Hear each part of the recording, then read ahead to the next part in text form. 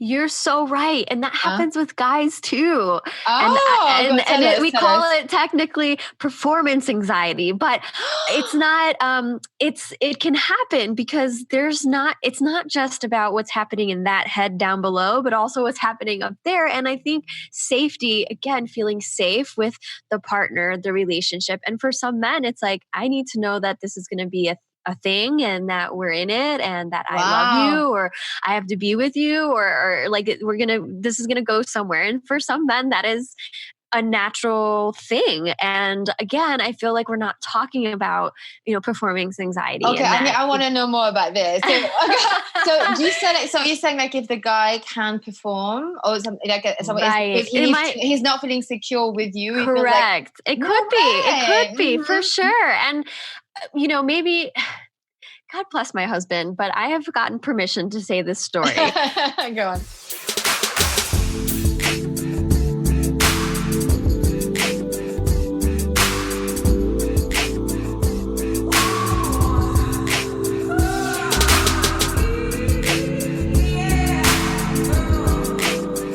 Welcome back. We are on today with my guest, Dr. Susie Gronski on I'm Too Old for This Shit podcast. I'm Angie S., the founder of angies.com, link in the show notes, where I coach and consult women on their health and skincare whilst keeping it fun, irreverent, and most of all, practical and realistic for their own lifestyles. So I started this podcast because I wanted to talk about well-being beyond food, skincare, and meditation. Even though those are still really important and definitely important to me, I want to have guests on to talk about well-being beyond those things because things like sex, dating, and other areas of health, relationships, and feeling like a misfit are also part of well-being and a different way of empowering women, but also men. So today I have Susie on to talk about pelvic pain, performance anxiety for both men and women, premature ejaculation and what you can do as the partner, and also incontinence for both men and women. So it's a bit of a mixed bag, anything to do with you're down there, you're down below, your pelvis. So as a side note, there are a couple of medical jargon that Susie throws around. I did not want to stop her flow too much, so I'll just give you a couple of them now so you don't have to be thinking about it during the episode. So the first one is an analgesic, which is a pain relief. That's all that means. And the number 2 is the GI tract. The GI tract is to do with your digestive system and includes the mouth, the esophagus, which is the tube between your mouth and your stomach, small intestine, large intestine, and the rectum. So basically mouth to bum. So I hope you enjoyed this episode and let's begin. Hi, Susie. Hi, Angie. Welcome. Thank you so much for joining me today. Well, thank you so much for having me on your podcast. My pleasure. So listen, look, I brought you on because I think it's important to talk about pelvic pain and mishaps down there. And I love that you treat both, penis owners and, okay, I know it's not the correct term, but I'm not about to call mine, the outside the vulva, the inside the vagina. It's not my thing. So with that said, I love that you treat both penis owners and pussy owners. So before we dive in, please introduce yourself, where you live and what you do. Well, my name is Susie Gronski. I'm the physiotherapist or physical therapist for your private parts. I have a doctorate in physical therapy. I'm also a board certified pelvic rehab specialist. And as you said, I treat penis owners and vulva owners and all walks of life that have issues down below because it is a very important part of our body, very intimate and of great importance. Pooping, peeing, and sex are a big deal. A big deal, yeah. Big deal. Oh, and I'm in Asheville, North Carolina. You had asked where I'm from. Yeah, okay, nice. No, that's good. So I'm curious, how did you even get into that field? Without having a pun, it literally just fell in my lap. Again, no pun intended. It wasn't like I was looking to get into this niche, but I soon discovered that through a friend of mine who said, hey, maybe you should shadow so-and-so. She does women's health. And at the time when I learned things, almost a decade ago, everything was women's health and incontinence and postpartum or pregnancy. And I did shadow someone and I fell in love with the work. And shortly after realized that men do not have an outlet or a resource for issues that are happening specifically for them. Mm-hmm. And that's, because they were seeking my help, emailing me, calling me to see if I would help treat them. And I decided to do my own research and found out that, wow, this is an area that really needs a voice for these individuals. And that's kind of where I started to shift my practice to specializing and working with men's health. So, yeah. Yeah, I focus in my health consultancy is women basically. And so, which is great to have you on because, I don't specialize in men's health. So can you explain to me, what is pelvic pain for a man? How does he know he's got pelvic pain? Well, he would definitely know if he had some issues going on down there because number one, the messages coming from your genitals are generally pleasurable. And when things aren't quite right down there, whether there's pain in the penis or the testicles, maybe there's pain sitting, maybe there's tailbone pain, maybe there's a sense of feeling fullness, uncomfortable pressure in the rectum or around the anus. And the symptoms can vary, a ton. So pelvic pain is an umbrella, but there's so many factors that can go under this umbrella in terms of causes and what that person will experience.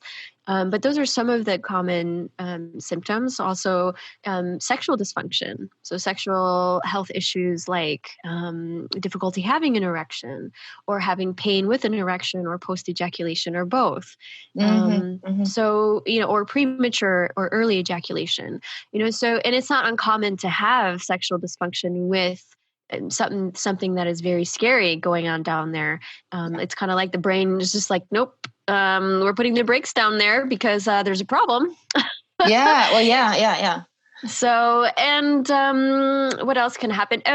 For men also, surgical interventions that may cause incontinence or sexual dysfunction like prostate cancer and prostate cancer treatments. That's a common one as well.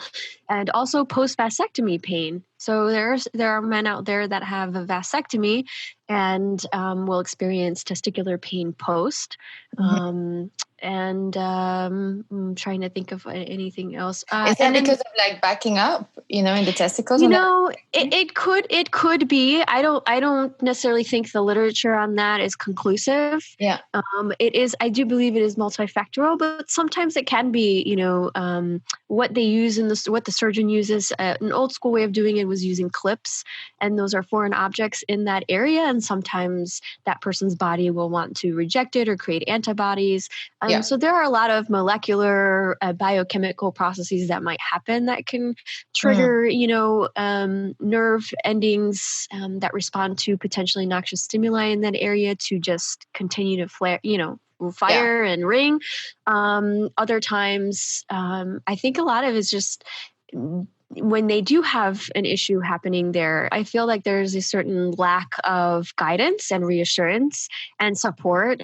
Typically it'll be, take some antibiotics, here's some medications, come back and see me in 6 to 8 weeks, see how it goes. And often there is a little bit of relief because all antibiotics have an analgesic effect. Plus you're taking something for an issue that is worrying. So it's like a placebo as well. Of course, you're like, I got it checked. They're saying it's okay. Take this medication and I'll be fine. But there is certainly a lack of education around this part of our body. I don't think we should know this from an earlier age, but we don't, and we don't. Yes. And then there's a lot of fear because we don't understand how this part of our body works. We don't understand that these are some issues that may happen here and they're not permanent, number one. So there is a lot of fear and a lack of education when it comes to men in particular getting help for the issues down below. Yeah. And, I love that you said that, this is something that would be super helpful if we actually knew this at a younger age, because I think even for women, I feel there isn't really much education around, proper education around what happens down there. And even with clients, sometimes I can see sometimes we start to go into that area because I had stress incontinence when I was in my early 20s. And so I went and had it, went to a physiotherapist for women. And basically, she taught me about, getting sensation back and doing pelvic floor exercise. And from there, I went on a whole sort of kind of like a journey afterwards. And, I went in, I went to tantric yoga school, learn about Taoism and stuff. And it was interesting when you were saying about the vasectomy, because it made me think about that they get like testicular pain sometimes. Mm-hmm. And so I was wondering, is it basically maybe it's backing up, something is backing up. But, and I think you're right when you're saying, the foreign objects, because inflammation being created in the body and things like that. Because I've met men who they now I can't prove it, I haven't seen it, but I'm just saying they do the non-ejaculation. So, and they don't have, I think there's the discomfort phase, and there's a lot of, it takes a long while, but they don't go around with, testicular pain. And even though it's a different, I know it's a different vasectomy, it doesn't mean nothing comes out. Right. There's obviously ejaculation, but there's still a change, and so, yeah, I think what I've realized over the years is that there was so much around genitals that we don't learn about, that we don't know about. And, even for someone even people who are educated and went to sort of more liberal schools, there's loads of stuff that we're not told because we don't know, or they don't know. And, right. Yeah. And then it becomes really scary when something does happen down there, because it's unfamiliar territory, number one. And number two, it's also depending on who you get help from in your initial stages of your journey. But not everyone understands, the complexities of private parts. And the second issue with that is not everyone is well-versed in contemporary pain science and how to help someone in pain. It's very, I would say, like a tunnel vision, very biomedical approach, let's find it, let's fix it. Yeah. But we know now there's surpassing amounts of evidence that support that it's not just that simple. So what's your approach to pain? Because I know you're using neurology, right? Neuroscience behind helping your patients. So can you tell us a little bit more about that?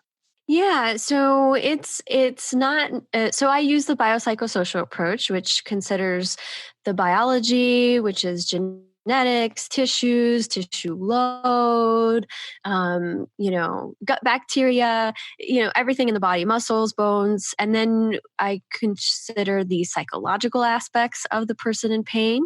So their thoughts, their beliefs, their expectations, anticipations, their learning of pain that they've had in the past, their previous memories, and their responses to the current pain situation, so behavioral. And then I take in consideration the social aspects of pain, right? Social cultural aspects of pain. The stigmas and the taboos around one's private parts are quite vast in culture, again, depending on where you are in the world. It's different, but also social support, healthcare professional support, wellness support, family dynamics, friendships. All those things come together to ultimately shape that person's existence, right? And anything that threatens that person's human integrity or threatens their lifestyle or them as a person is certainly going to put up some alarm bells. And we need to address not just the tissue issues of the current, the symptoms, but also the emotional aspects of what that person is going through. So it's definitely combining a holistic or just treating the person in pain versus treating symptoms. Yeah. Yeah. It sounds like a very, sort of 360 approach, of the individual in front of you that's experiencing the pain, not just, let's just zoom in to the, where's that muscle or where's the, I like that. Are some of the pains that, that women or men come to you for, are they, some of them have just happened all of a sudden, or some of them they've had them for a very long time, or since they were, or always? Like, what can you sort of explain a bit more around that? Yeah, so it depends on the person, but sometimes the symptoms do come out of nowhere. Sometimes one day you'll wake up and you'll have issues, or you'll have sex one time and all of a sudden it'll not feel comfortable. Again, a lot of these symptoms do seem like they come out of thin air. But I'd like to think that, there is a human predicament to that. Like, there are some things that we just can't explain. So there's that bit of uncertainty, and that makes us as clinicians and as patients, it's hard to think about that, like in those terms, like there's a bit of uncertainty to why this happened. And we are creatures to want to know why, we want to know why. We want answers. We want things very black and white. It's really, that's just how we've been trained, there's something happening. There must be a cause. And unfortunately, it's sort of like, it's like a traffic jam that you find yourself in, and then you're looking around and you're like, where did that even come from? Right. And then all of a sudden it like clears and you're like, where did this traffic jam come from? I mean, some of those things you can't look at your steering wheel and guess like that, where the traffic jam came from. You know what I mean? Yeah. So there's some emergence to that process. It's not linear is what I'm trying to say. Yeah. Sometimes we don't know, and we don't have a single cause for why someone experiences pelvic pain, but there are some predisposing factors that may increase one's prevalence of getting it. There are things like if there is an infection present, then certainly that can be a trigger. But on the other side of that, there are also asymptomatic inflammatory conditions which means they may have inflammation, but it doesn't necessarily mean that they're going to have pain either. So it's just interesting, right? Like we want to blame something. Historically, for men who have pelvic pain, it was always the prostate, and they would coin it prostatitis. And I noticed a lot of guys just really fixated on those labels, diagnoses. It's prostatitis, it's an infection, it's inflammation, and then obviously the treatments would be around that. But what we're seeing over time is that 95 to 97% of these men do not have any infection of their prostate. And which means less than 5% of them are actual infections. And they're being treated with antibiotics over and over and over again. And and that perpetuates. I mean, you take antibiotics. I mean, we know enough that it disrupts and alters the microbiome. Yes. And then if you take multiple courses of pretty strong antibiotics like Cipro, those are very tough on your system. And if you're taking multiple rounds of that, I'm afraid we're kind of adding fuel to the fire. Yeah. Oh, yeah, absolutely. No, I agree. I agree with you. I think antibiotics, it's like steroids. You can save lives, but you can. But if you use it continuously without it being, granted, like without having a strong reason for it, then it's entering definitely a gray area that I'm not comfortable in. But it's just one of those things. It has.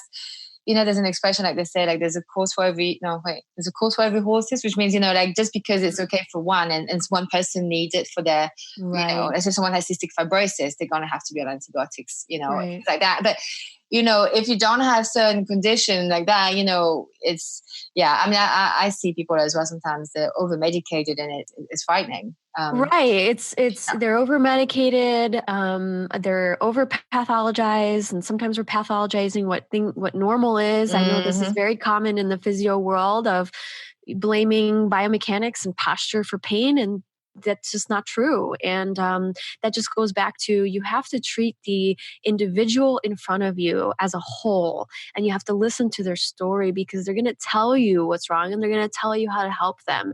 And I act more as a coach. I'm guiding that person. I'm collaborating with them, and I'm not telling them what to do, because that never helps anyone.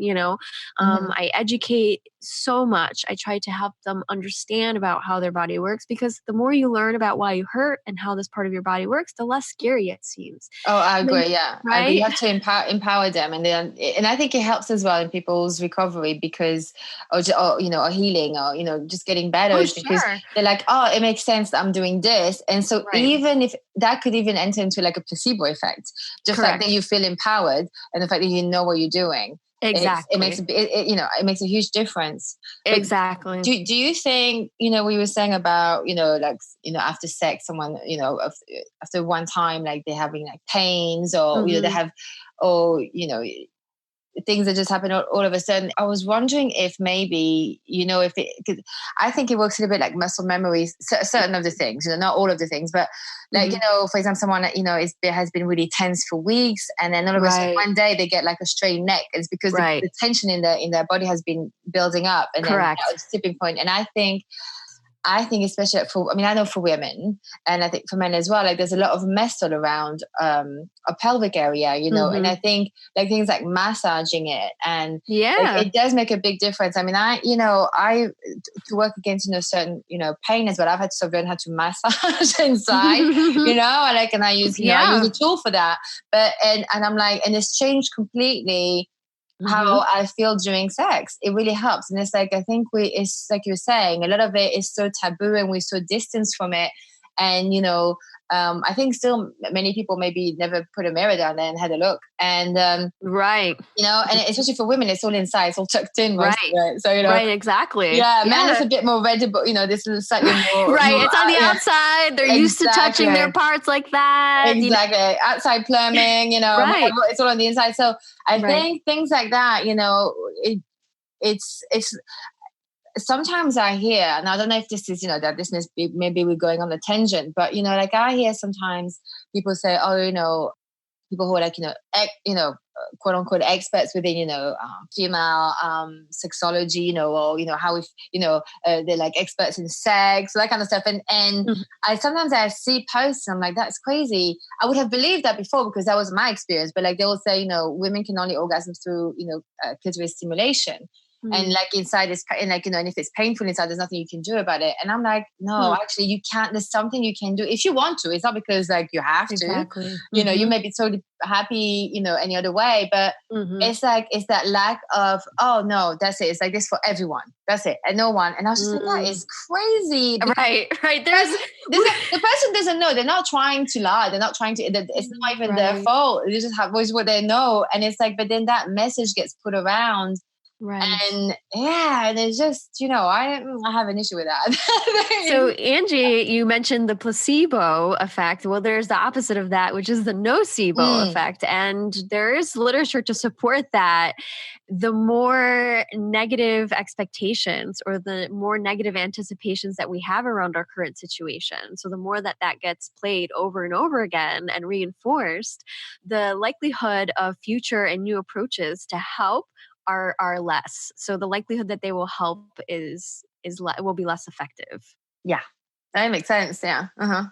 That makes sense. Yeah. Yeah. If you don't believe in the treatment, that's half of it is kind of like gone down the drain, It's just right. Exactly. And then going back to your point about, what else can cause it. So we mentioned like it can come out of nowhere. It can, but there are some speculated correlations with, pelvic symptoms.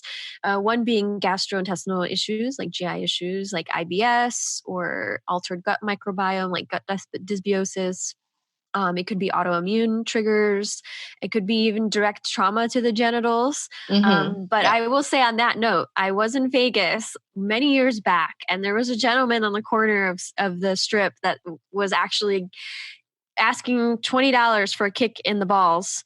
And I could only imagine. I was like, how is that possible? And then you watch like the Jackass movies that they're constantly like, BB guns and all this crazy stuff that they do. And, it's hard for me to believe that, all of them are suffering with pelvic pain. So it's not. We don't know. We'd have to ask them. I actually did reach out to, what's his name?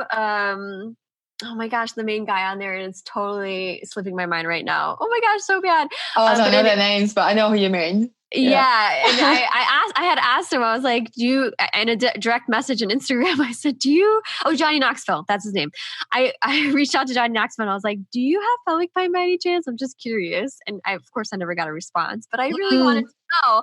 But on that note, I have a real patient story. I had a gentleman who has pelvic pain in his testicles.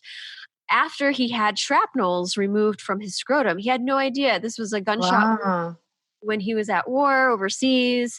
No idea that he had shrapnels in his testicle or his scrotum. And until he was going through TSA, and TSA was like, you're going off, your metal detector's going off, what's going on? And they found that he had shrapnels in his scrotum and he had no clue. Oh my God. Those amazing pain stories that I, talk about, it's like... I have a feeling that would be such a man thing not to notice that. I don't know. I know it sounds super like old school to say, but I just feel like I don't know. I don't know how that.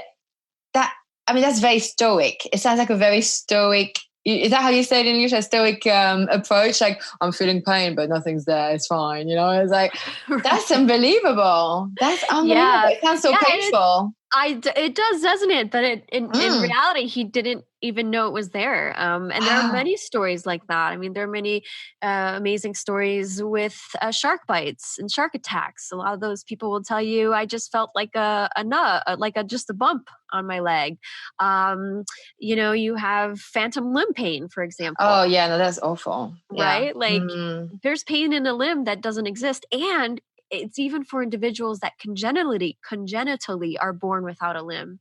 So they will experience pain in a limb that was never even there to begin with. So it's just fascinating stuff that when we're looking at treating the person's pain, we should consider all those, the complexities of pain and all the mechanisms that might be involved in that person's experience of pain, and really ultimately just helping them to find hope again, empower them, give them back their autonomy and self-efficacy, and ultimately control. Because when you're in pain down there, and your bladder isn't working the way it should, or your sexual parts aren't working the way they should, and it's really scary, because you can't really walk around and tell people, hey, can you see what's wrong with me? Like, it's not like a thumb that you can just show them, or a broken foot or something. It's quite isolating, I feel like.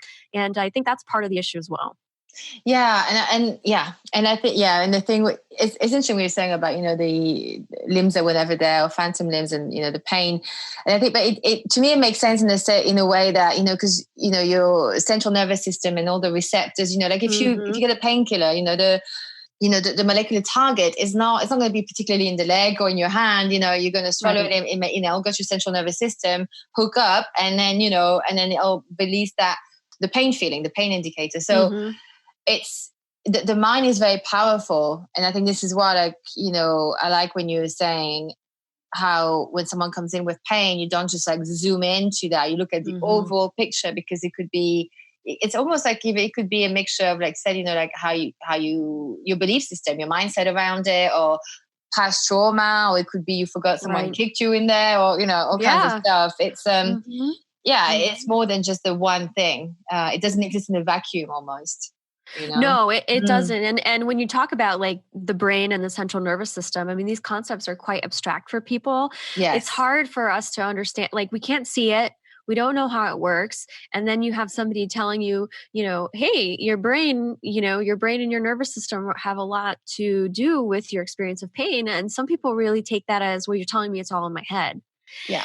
And then that's not really what your brain is in your head technically, but it's not imagination. We're not saying it's imagination. Right. And what you're experiencing is very real. It is real. It is real. It is real. And it is your personal and very subjective experience. And it is, again, it is a bit of an abstract, and it is a bit of a challenge to wrap one's head around this concept of, well, how do these other systems, like my thoughts and my beliefs and what I think is happening, and fear, because those are nerve impulses, and so part of my job is to use fun, again, if appropriate for that person, in play, to really help them to understand how their body works. And as I said earlier, knowledge is very analgesic, and the more that they can understand about why they're hurt, the more that they can take strategies or use tools to help them essentially navigate their way out of pain. I do believe that everyone has potential to feel well and get better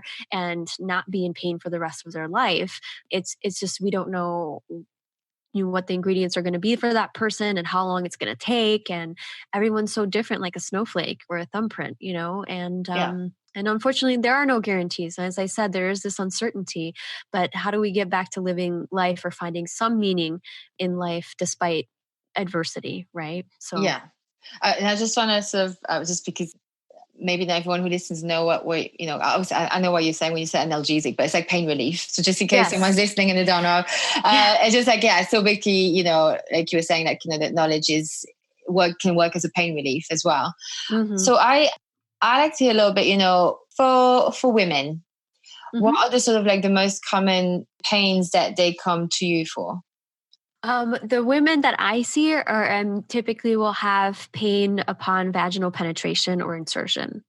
So whether that's with a tampon or a dildo or dilator or their partner or penis, those are the individuals that I usually work with. And again, it's very similar to working on a very holistic level, looking at the fear responses and relationship dynamics. I think we forget about that as well. What support systems, what resources does she have to help her feel safe in a certain context? And ultimately, it's building, calming things down and then building things back up, building back trust, autonomy, safety, and helping tissues. I mean, if tissues are tense, if there's tender areas, if there's a decrease in tolerance to friction, in those areas, we definitely want to work to desensitize those areas. I just got to ask a question about this. So, sure. I wonder if you have you noticed, for example, like you're saying, like pain upon penetration. Mm-hmm. So, is this something? Would you say that's what happens with all the partners they've ever had in their life, or can it happen just with a particular partner? Maybe it's your body's response, like your unconscious going, we don't like him, or we're going to make this difficult for you. Or do you think it's just not a match? Or is it, would it be partner specific sometimes? I've seen, yeah, that's, yeah. Because if they're too big, they're too big is too big, Well, especially if your tissues aren't used to it, right? Yeah, so you're right. I think it can be all those cases that you described. So it could be context specific with that person. It could be from the very beginning. And I've worked with women who've experienced all of those scenarios that you just described. Yeah. So I don't think there's an easy answer for that, but I'm just saying it could happen in all those cases. Because I'm going to call her she. I think she knows. I think that there's like a wisdom down there, because I don't know if I've had it with a partner that and it didn't last long. So I was just like, this is just an odd feeling. I really liked him. I was really attracted. Blah blah blah blah. Everything seemed to be fine, but. And it's going to sound crazy, but I did feel like she felt depressed afterwards. Like, it was almost like it was like, instead of making me more aroused to want him more, she was like, no, that one time we're good. It's like, she was just, and then, and then a partner I had after that, no one after the other, but at a different time, she was super happy. She'd be like, yay, I could feel, it was just like, yeah, that ex-boyfriend made her feel sad, and this one makes her feel happy. Right. And, there's definitely a response that, when something isn't quite right. You're so right. And that happens with guys too. Oh, we call it technically performance anxiety, but it's not, it can happen because it's not just about what's happening in that head down below, but also what's happening up there. And I think safety, again, feeling safe with the partner, the relationship. And for some men, it's like, I need to know that this is going to be a thing and that we're in it and that I love you, or I have to be with you, or like this is going to go somewhere. And for some men, that is a natural thing. And again, I feel like we're not talking about, performance anxiety. Okay. I want to know more about this. So do you say so you're saying if the guy can perform or something if he's not feeling secure with you. Correct. It could be for sure. And maybe, God bless my husband, but I have gotten permission to say this story. Go on. My husband had experienced that, and it was, he actually looked at it as a huge positive, because he's like, this is how my penis works. I need to make sure that I'm comfortable and I feel safe with you. It just doesn't work on the first or second time. It's like birth control for him almost. He would say, he's like, I'm glad that it didn't work out. Yes. And he was completely like, this never scared him. This never made him feel less of a man, or that this was going to be an ongoing issue. He just was like, I know that this is a normal thing for me, but that's because I need to know that we're going to be committed and that this is going to go somewhere and I need to feel comfortable. And I think what helped him with that is having an initial relationship where that person that he was with was completely understanding and supportive of that entire process and respected him as for who he was and how his parts worked. And it was fine. And that happened with, again, then that happened with me. And I was a little taken aback, I have to be honest, because I was like, oh, of course, the first thing's like, is it me? Like, what's wrong with me? Right? It's all about me. What do I smell down there? Like, what's going on? And it's like, no, and he was straight up had this. It was so courageous. And I just admire that. It was like, no, it's not you. It's just, this happens with every new girl I'm with. I just need to feel more comfortable with you. And it works. I'm on board with that. I totally get that. Like, I almost like, even if I like someone, I'm just like, the first 2 times, don't expect me to be like, right. There's not going to be a destination with me. Like, it's not happening. Like I just need to actually really feel comfortable, and it just doesn't. Yeah, I mean, either that or you have to have some seriously crazy good skills, like that, from someone. Well, and again, I think it's just being honest. Like, and that's the thing. Intimacy is not about intercourse. It's intimacy is about a relationship. It's about trust and feeling vulnerable and feeling safe to be vulnerable. I mean, you're at your most vulnerable. Yeah, you're most powerless, actually. Like that, in that moment of climaxing, you can't defend yourself. You're supposed to be in total surrender, and so it demands a leap of faith that someone's going to be there and sort of hold that space for you. Yeah, exactly. It's a finding. It's not something. It's, everyone. And again, it's like some people, no issue, they can do it with like on a white nightstand. And I kind of like really sort of like admire things. I'm like, oh my God, how'd you do that? I'm just, I just completely let go. But yeah, so I think. Yeah, I actually, can I ask you around what, about premature ejaculation? Because I know you mentioned that. Sure.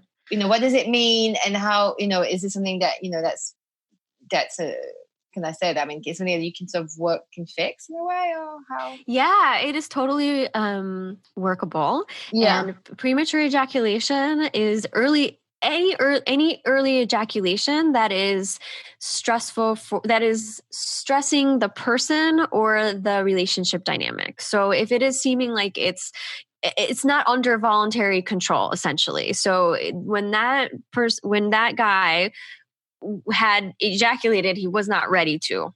And then what's early? Like, what is it, like a time frame? Like, what do we call early? I'm so not like into time frames, because but if you do read the literature, they will tell you I think it's under 1 or 2 minutes or something like that of penetration, right? Correct. Yes. Right. Mm-hmm. Okay. Right. Yeah. But as I said, I think premature ejaculation or early ejaculation is any time that man is not ready to ejaculate but does, and then it causes him distress or the relationship. So it can be at any point. Yeah. So it's a lack of control, essentially. But that's still, I think that will happen, during the course of a relationship. But I guess like the discernment is when it happens all the time, basically, and then it becomes a frustration. Correct. Yeah. And it, like I said, it becomes very distressing. But you're right, that can happen. And there's mental and physical stimulation that is involved in sexual functioning. And sometimes, again, not, I think, freaking out if it happens once, because again, it's very context dependent. It's going to change with the dynamics solo. It's going to be different with partners. It just depends. So I think, again, when you're looking at helping someone who has that issue, you're definitely looking at that person's entire life, and just being more aware of like, oh, this is the part of my body down there that helps control that. Pelvic training, pelvic muscle training, or neuromotor control, helping with the nervous system. It's about a balance. So, when I work with men who have those issues, is we're working on getting that person to be more aware of when they're reaching climax, what sensations in their body are they feeling, really, really a mindfulness practice. And then, you start to incorporate a start-stop, or one would call that also edging. Some form of edging. That's good for some women like that too as well, where you bring them to the brink and then you wait And then you come back. It's yeah. Yeah. It's like a so tease. It's like it could be a game. Right. Yeah. Right. And again, it's for that person just knowing like what that feels like for them in their own body and being comfortable going there and then backing off. And when you do, there's going to be a loss in firmness or rigidity of your erection, and that's normal. And again, educating that person, like these are all normal things and can be helped, and let's start training, and it's mindfulness, it's breathing, it's relaxation, calming the nervous system down, and then training the muscles to have, better control so you can have better control in the bedroom. So yeah, it's definitely helpable. So I feel like you've got like this advantage of like the inside track, because you work with men, and so I wonder if maybe some of them sort of open up in the way that they tell you, yes. What works for them, what doesn't work for them. And so my question is let's say if you have a partner and he has premature ejaculation, or he just can't get erect as a partner. Mm-hmm. How would you advise to react or to say? Do we say anything? Do we not? Like, what do we do? What's the most comforting and helpful for the person who's experiencing that? Well, definitely being supportive and not freaking out or, shaming or blaming. And another thing I think is knowing that it's not because of you, like it's not because of you or that there's something that you're doing wrong.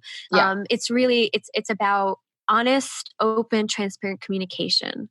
But how do you do it without being patronizing? Yeah. So always bring it back to yourself. So we soften the startup of that conversation of bringing it to you, like, oh, I really like that, when you do this or when we go there, or just going back to reinforcing what you do like and maybe showing them what you do like. But even just asking the question, like, is there anything that I can do to help with this situation? Maybe who knows? Maybe it doesn't even bother them. Right. So maybe you're kind of addressing it because it's bothering you. And so I think just going back to what are your needs, making sure that you have trust in that relationship dynamics.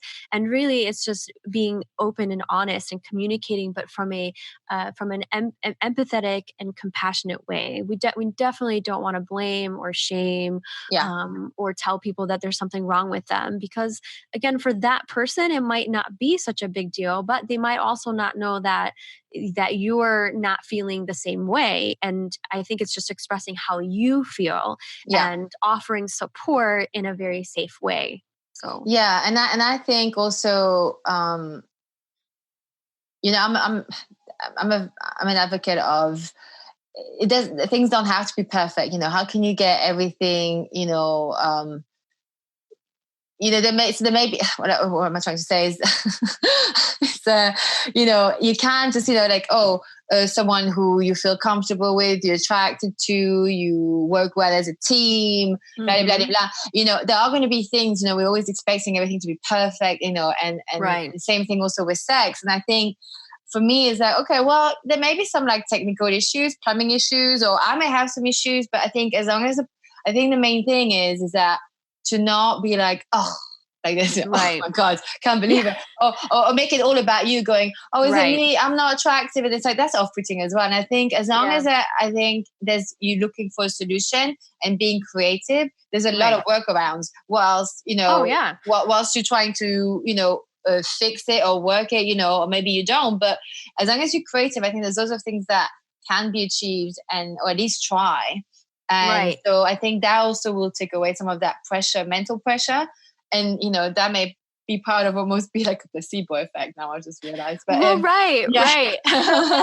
Some people have difficulty bringing up conversation. There's a great app. It's called Gottman, Gottman, Card Decks. It's a free app, and it's all about questions and relationships and building a safe house, especially between you and your partner. And they have questions specific for sex questions to ask a man, sex questions to ask a woman, open-ended questions. There's all sorts of fun little questions that you can just they have preset. And if you're shy, you can just have your partner read the question and have them answer it. There's so many ways that you can open up conversation without, feeling embarrassed. And these are really difficult conversations to bring up, but you're just really strengthening your relationship as a couple, not just in the bedroom, but overall, because communication is a number one. Communication is everything for couples that thrive. So it's all about communication, and it's all about being receptive and how you're receiving, and also and how you're transmitting messages that you're hearing. So. And I think making it into like a game as well, sort of alleviates it too, because you sort of like it's almost like the what's it called, it backstanding, like the sand, a bac à sable in French we say. When you're kids and you play in the sand, how do you call it? It's the sandbox. Oh, there you go. Yeah, so it's like sandboxing almost. It's like it's just going to make it a game. It's safe. Ask whatever the cards say, and go from there. And that's how you bond as well. We forget sometimes, it's like the games as kids, or when you meeting new friends, you chat, you just talk. It's playful. It's not like, oh my God, this got to be like impressive and just, very eloquent.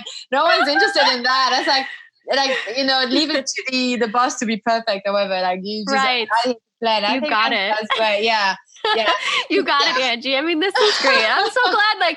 I was thinking, how did this conversation get here? But this is so great because it's so important, communication, and again, feeling safe. And when we're talking about helping people who have pain in their private areas, right? If you look at Maslow's hierarchy of needs, which is it's like that pyramid of safety in the bottom, right? Safety, food, water, sex, excretion. Those are all basic physiological functions that are really important for survival, right? Like passing out your genes and pooping and peeing. So we underlyingly have to create a safe space. And one of the ways to do that, again, is being transparent, communicate, both the practitioner and the patient, creating a safe container, creating trust between you and the practitioner, the patient, and also the relationships that person is involved in outside of the office. And those are really important. And I feel like we forget to ask those really important questions.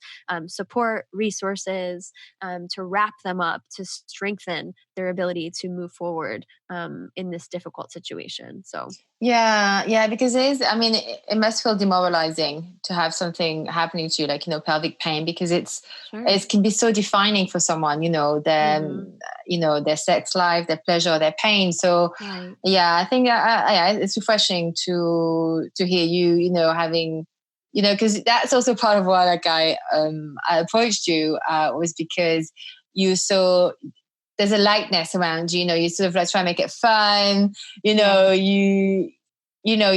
of, you can, I can tell you, you can laugh at yourself and you sort of don't take it too seriously as much as it is, you approach it in a serious manner, but the form is fun, and so we talked about the most common pelvic pain for women.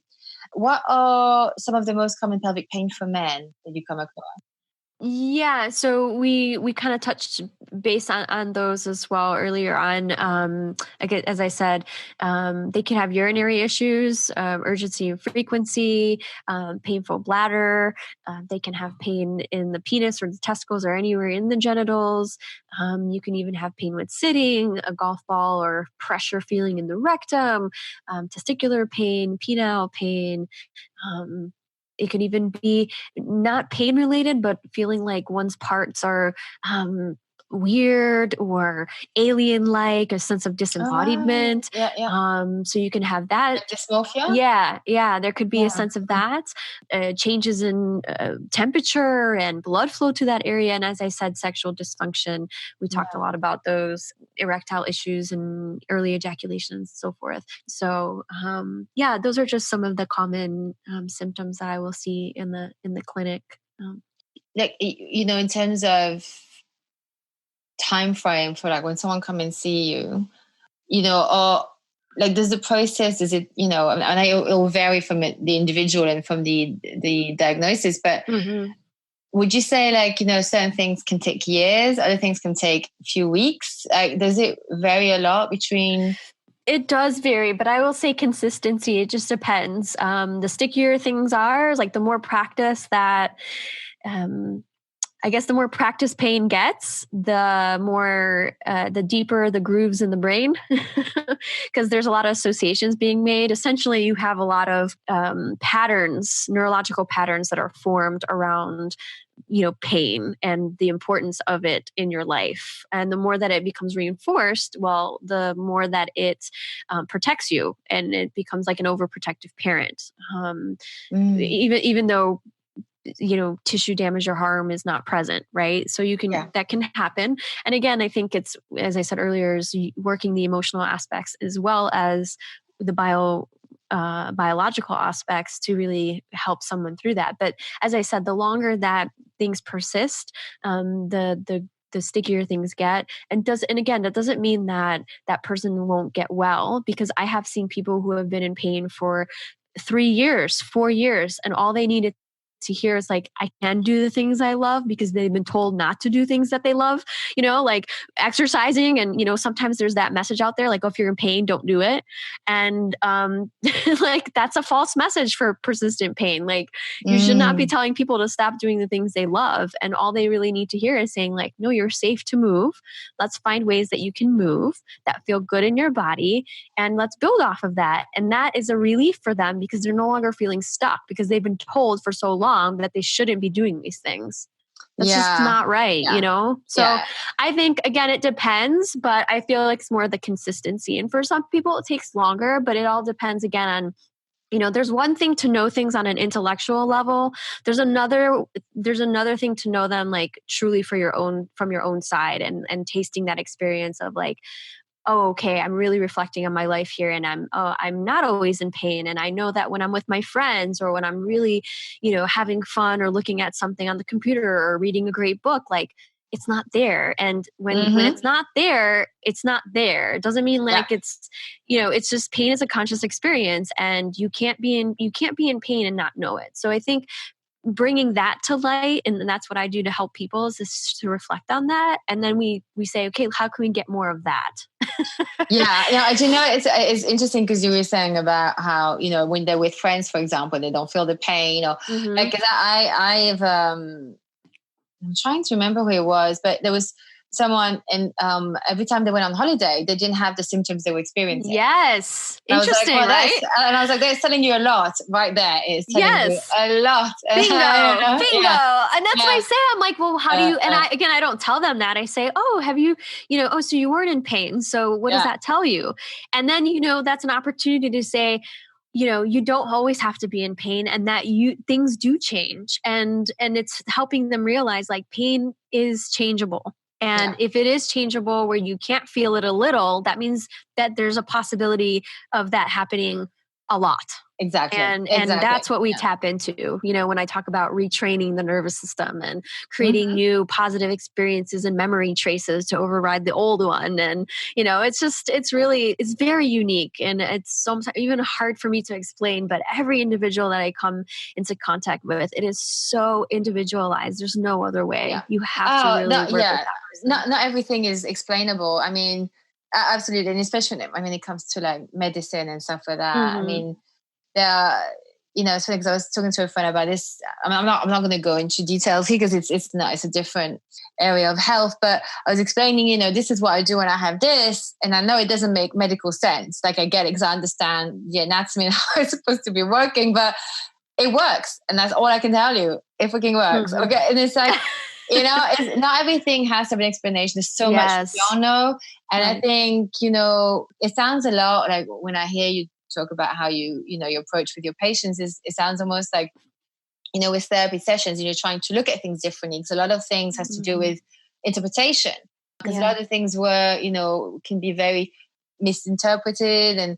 And so same with the body, the signals it's sending you. Sometimes we think, oh, because I have to stop this, or I have to start doing that. And it's not always it's learning. The discernment is to learn how to listen to your body. It makes a huge, huge difference.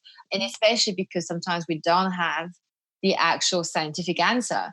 And that's just how it is. And you just, it's really, really interesting. I was wondering if you can explain about pelvic muscle strengthening for men, because I've seen this thing about the towel on the penis and they start to try and lift it. Is that what it is that because you were I've talking never about. seen that. I don't know what you're talking about. Maybe Okay. this is something I could learn. Okay, sorry, no, but because I think did you mention something about pelvic muscles for men and like strengthening that? Oh, you sure can. Yeah. I just don't know about the towel bit, unless that's for feedback. It helps. I guess it's a visual because then you see it. They lift it up. But I don't know. I see what you're saying. Yeah. Oh, okay. It's so hard without a visual. Sorry, y'all. Yes. No. Yes. Okay. So, and I'm glad that you're bringing up like the muscles and the actual physical body, because a lot, again, the things that we're talking about might seem very abstract, and people are like, well, okay, well, I get that, but what about? I do think that there's something going on in my body, and I totally, it's all playing into the mix of things. And so, yes, tissue issues can be very relevant. And sometimes we need to load the tissues. Sometimes we need to lengthen the tissues, meaning pelvic muscles. But I have to go back to, well, what controls muscles, y'all? Like, do muscles just contract? I mean, it's your brain, your spinal cord, the nerves going to those areas. It's an electrochemical process. It's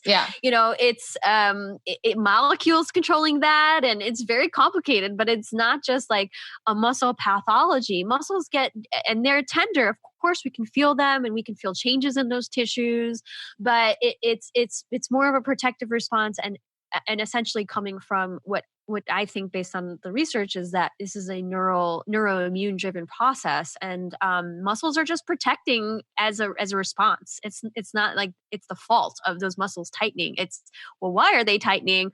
Why is there protection being needed? Why is there guarding? And then we kind of work with that. So it's essentially trying to let go, soften those muscles, bring greater awareness to contracting and releasing, because often there is a lack of awareness to this part of your body, right? Like, until something's wrong down there, you have no idea that you have muscles down there that do that. But once you have the awareness, right, how do they then build the muscle? Or like any other muscle in your body. So you coordinate tightening and letting go. So squeeze and release, which is important for sexual function, right? To help with climax. And when men do that as well? Because I know that's for women. Okay. Absolutely. Okay. Absolutely. Yeah. And we do again, we all have the same parts, just organized differently. And so it's, again, you're training. And again, for each individual, it's going to be different. But yeah, you would do it in various positions. And this is a functional retraining. Now, I'm not saying, every moment of the day, you should be thinking about your pelvic muscles and contracting and releasing, coordinating with your breath. Like, that's impossible. When you laugh or sneeze or cough, like, just pay attention to what happens, like, around your anus and the base of your penis, or, for women at the, in the vaginal opening and the anus, just feel like what happens to your pelvic muscles. They're activating all the time. They're supporting you. They're stabilizing things as you move, supporting your abdominal organs and your pelvic organs, helping you poop and pee. So, they're constantly on, and it's not normal to constantly be thinking about them. So when we're training someone, we're doing it more of like an explicit exercise to be like, let's gain some function. But then we really want to transfer that into real life. So initially I might be like, okay, contract, release, focus on your breath, inhale, exhale, tighten. I'll give them some cues to be very specific.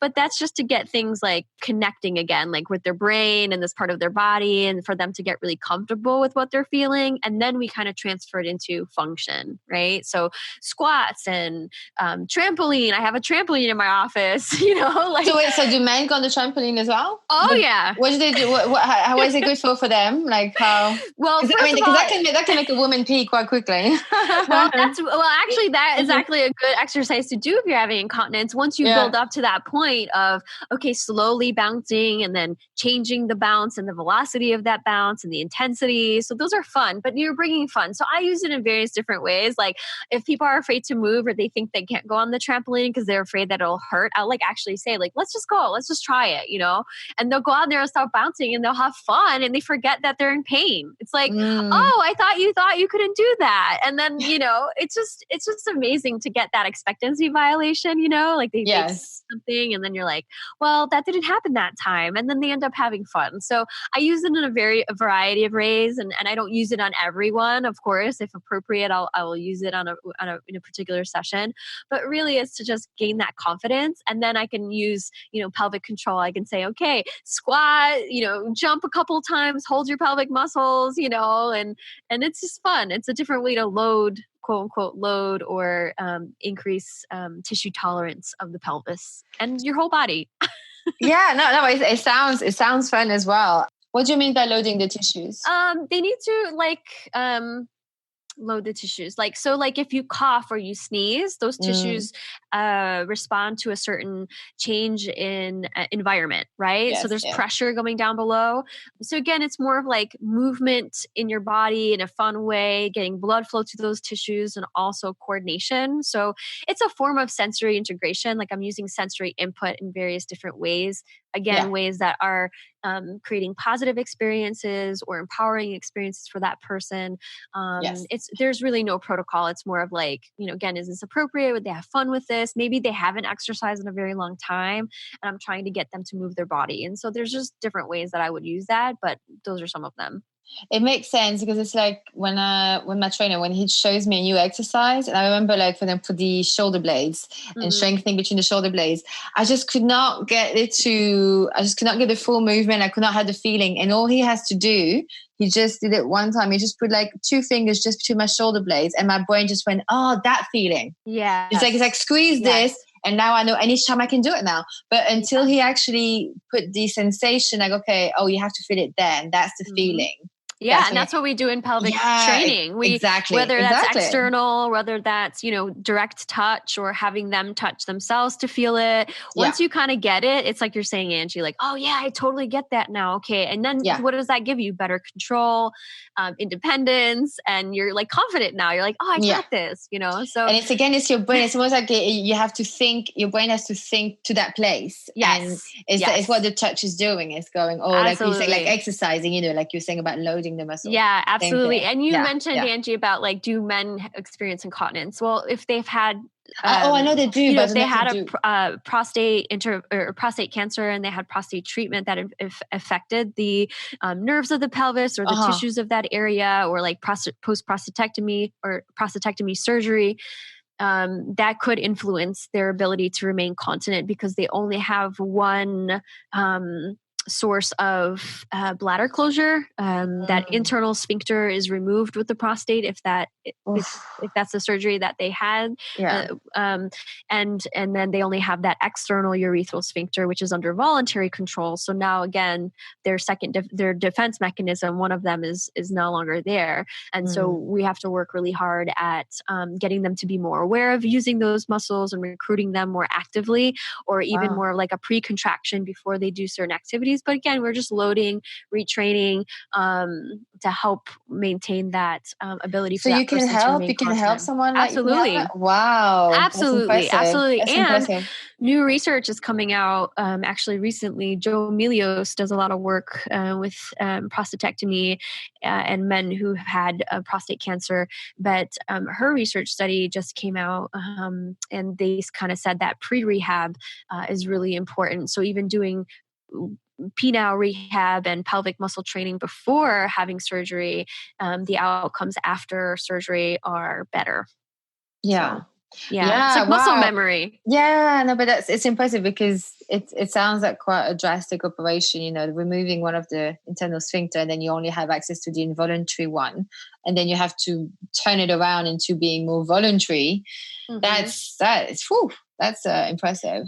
Yeah. So, and again, it's not, it's many men are very successful. And again, it all depends on pre-health status and the type of treatment they had and the surgeon. And there's so many different factors. So, of course, so anyway, we would, when you're asking about training, that would be a very specific one to help with incontinence. But again, it isn't uncommon even without intervention to have urinary urgency or frequency or urge incontinence for men either. That can happen. It's just not as common as in women. But it does exist and it does happen. And ultimately, even just changing dietary habits and lifestyle and getting them to, train their bladder to not go every 20 or 30 minutes, to be comfortable with urge sensation, build confidence, strengthening the pelvic muscles. Again, it's not just about contracting, but it's about coordinating the contraction and the release. So it's not just Kegel. But yeah, so those are the pelvic therapy can be very, very beneficial for any of that. Yeah. I'm going to say, because it sort of cut off us, you said Kegel therapy, like because it was just like just in case people didn't hear. You were saying about dietary changes. Was that for women and men in terms of continence? Correct. Yes. When you have incontinence, the common thing for people to do is to stop drinking fluids, which is actually counterproductive because your bladder needs to be exercised, and they'll stop drinking, which actually can make things worse. And I don't think many people realize that, but no, there's a certain, again, it's about habits. And sometimes we are prone, we're creatures of habit. And sometimes we go just in case. That's a very common thing. Or we're rushing on the toilet to pee and we're not giving ourselves time to empty our bladders. I always ask that first, did you give yourself enough time to go to the bathroom, right? Sometimes we're in a rush and we don't even finish. Yeah. And that's the same for poo as well. People just don't finish it. They just rush themselves and then they have to go back again. It's the same thing. Yeah. Mm-hmm. Yeah. So it's that same thing. And then also I have them do a bladder log actually to see what their bladder habits are. So I'll have them write down when they went to pee, what did they have to eat or drink? Did they have any leaking at that time? How long did they go? I can I'll have them count in seconds, or some people actually like to measure. And it's interesting because you'll see their own pattern and you could pick out oh, I see when you have, 2 cups of coffee, then you're actually going to the bathroom more often and you have episodes of incontinence, right? A half hour later. So you can actually see patterns, and those are really easy to work with. Again, if that person wants to say, well, how about try 1 cup of coffee and see how that works. So, and it's not forever. It's just right now you're trying to train your system to be more efficient for you and to minimize your leaks. So let's kind of work with that. And if we can change any of those elements, we would love to do that. Now, when we're talking about women, of course, across their lifespan, menopause, perimenopause, no, those are different. Those are hormonal changes in the tissues. We know things change after that. There is an increase in having incontinence as well because the vaginal tissues and the muscles and everything change. And again, it's not every single woman who goes through menopause. But this is why it's important to do a pelvic floor muscle exercise. Right. It's a muscle. It's like going to the gym, Right. It is like going to the gym. And for me, it's made such a huge difference. A huge difference. It's healthier now than when I was a teenager. It's just, you can just, Right. So, there's so many factors. And like I said, the best thing is just making sure that you are working with someone that understands this part of your body and that you can learn more about that part of your body. And there's so much out there that's very piecemeal and sometimes it's a little bit fear mongering. So just getting in touch with a physio or someone that you can actually get your own individualized plan and education from is the best. If you have that accessibility. Absolutely. But but the good thing with you is that you don't have to, you don't just do in person, you also do on Skype, right? Or yes, long distance? I do work with people from all over the globe. And I do have 2 in clinical intensives that I have. So I have a 6-day and a 3-day. So often people will visit Asheville and hang out with me for, 2 to 3 hours a day. And it is a very unique process that again is tailored consecutively. So we see each other in consecutive days. But we go through all of these components that might entail their experience. And we create a vision and we help, I help that person get to that vision. So, and then, extended consultations are available online. I have an online coaching program. I'm actually launching with a psychologist. This is something new. And actually, I'm going to be saying it first on your podcast. So this is great. Dr. I'm so excited. Thank you for this opportunity. But Dr. Teresa Johnson, she's a psychologist and sex therapist, and myself have combined forces to create a very unique men's pelvic pain online group, and we're going to be launching that in February. So, oh, that's fantastic. We'll definitely, I'll ask you for the website and all of that at the end, and I'll put it in the show notes so that, everyone can go in and get the help that you give. Thank you. I have a question. This may be a little bit left field again. I just have my mind. Maybe I'm obsessed. Go for it, Angie. We were talking about, with a partner, sexual partner, and the emotional well-being and the mindset of someone and how that translates in performance, basically, as well. And so I was just wondering, because it's something I've spoken about with other guests, but never from this vantage point. So I would very curious to hear about yours, because then maybe I'll be a little bit more, less judgmental around it. Is there something?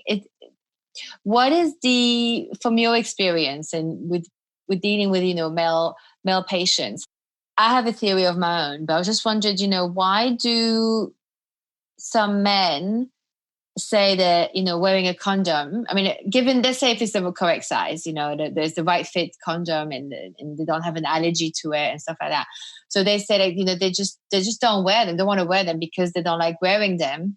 And so in my mind, I'm thinking, I always assume, this kind of carefree, and they're just gambling their health with, and, especially at the beginning, you don't know the person well enough. And so there is that. And then two, is there maybe something in them that's the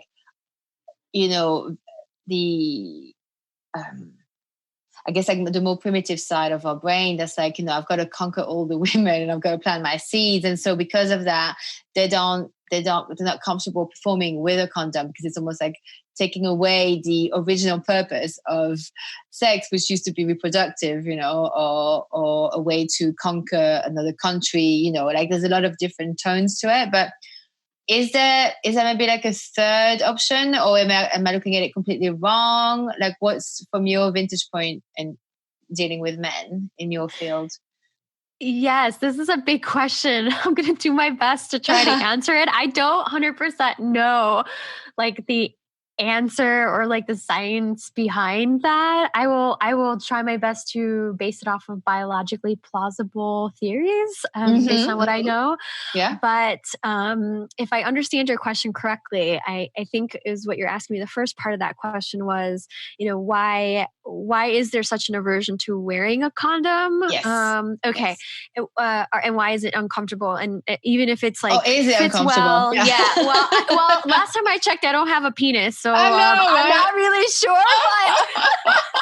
But I'm just gathering anecdotal evidence from my patients. Thank you, guys. But it's a decrease in sensitivity. It just doesn't feel the same as skin on skin contact. So it's basically same for the woman. But yeah, exactly. So it's and then there's also, because that sensitivity is decreased, then that alters their erection quality for some. So it can actually diminish that quality. And sometimes if the condom is too tight, at the where the elastic is at the base, that can actually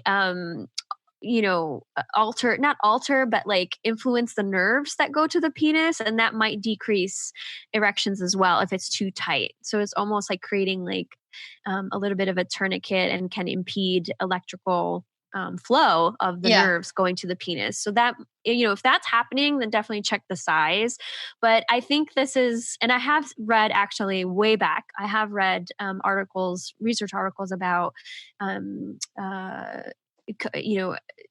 erection issues with wearing condoms. And basically it's just a decrease in sensitivity. There's a lot of sensitive nerve endings that pick up on certain sensations, and with the condom you're actually creating a barrier to that. So I that's what I think. I just think it's more like a preference for that person's body.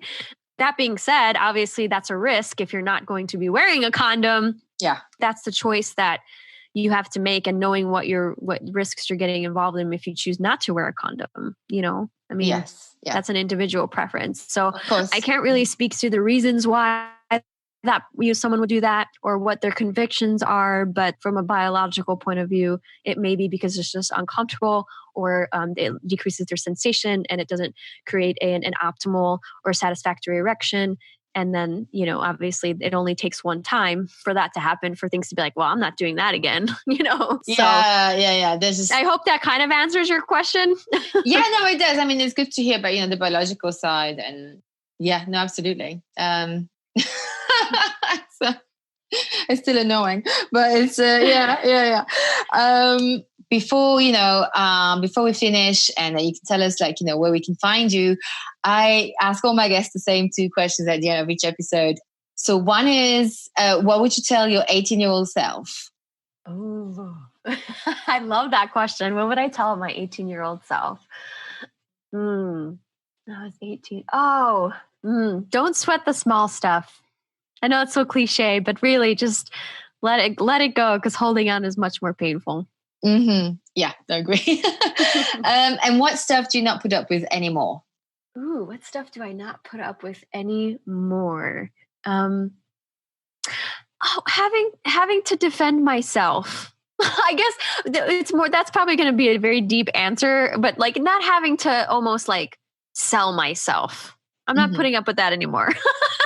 Not justifying, is that what you mean? Not yeah, that's right. Not justifying, how I like to do things, how I like to work, my personality, the words. I don't have to justify that, because I know my intentions, and the only person that I have to answer to is myself. Yes. I love this. And so, look, this has been an absolute pleasure, Susie. Absolute pleasure. I had so much fun with you.